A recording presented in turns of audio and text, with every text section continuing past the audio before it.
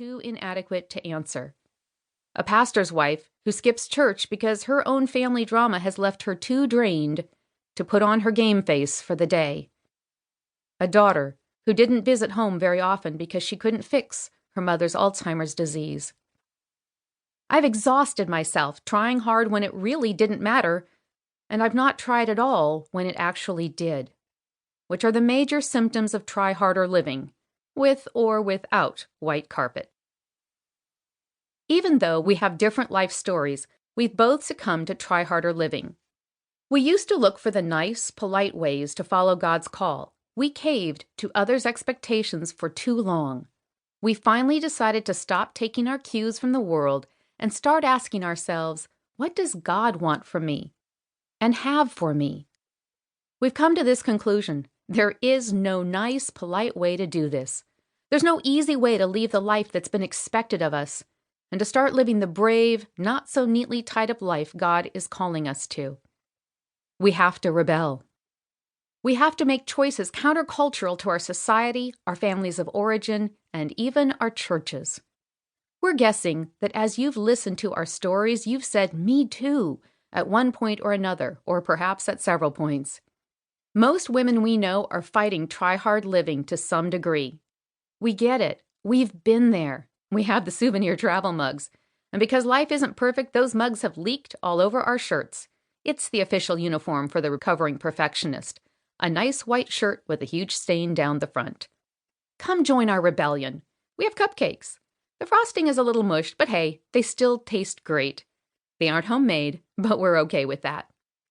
As we share our own rebel stories and strategies, we hope you will exchange outdated views of who you should be for a clear vision of who you are in Christ. Take control of that too long to-do list so it no longer controls you. Stop striving to maintain an image and live with more freedom day to day. Overcome the tyranny of more and live radically with the abundance of enough. Stop trying to earn others' approval and learn to rest in God's lavish, unconditional love. Neither of us could have walked our journey or written this book alone. We needed each other. Ecclesiastes 4:9-10 tells why. Two are better than one, because they have a good return for their labor. If either of them falls down, one can help the other up. But pity anyone who falls and has no one to help them up. Find yourself a buddy who's ready to learn how to be her own kind of brave too.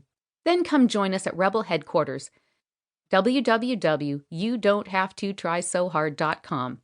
We are all in this journey together.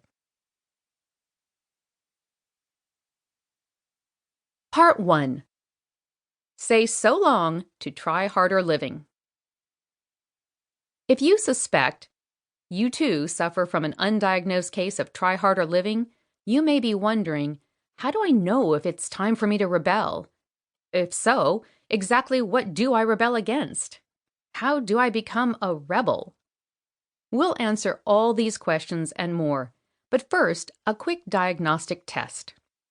Rate each of the following statements on a scale of 1 to 5, with a 1 signifying that you strongly agree with the statement and a 5 signifying that you strongly disagree. Be sure to write down each of your answers to find your total score at the end. 1. I'm flexible about how things get done, my way, your way, either way. 2. I'm willing to try, fail, and learn from my mistakes. 3. I allow myself to feel big emotions from anger to sorrow to joy.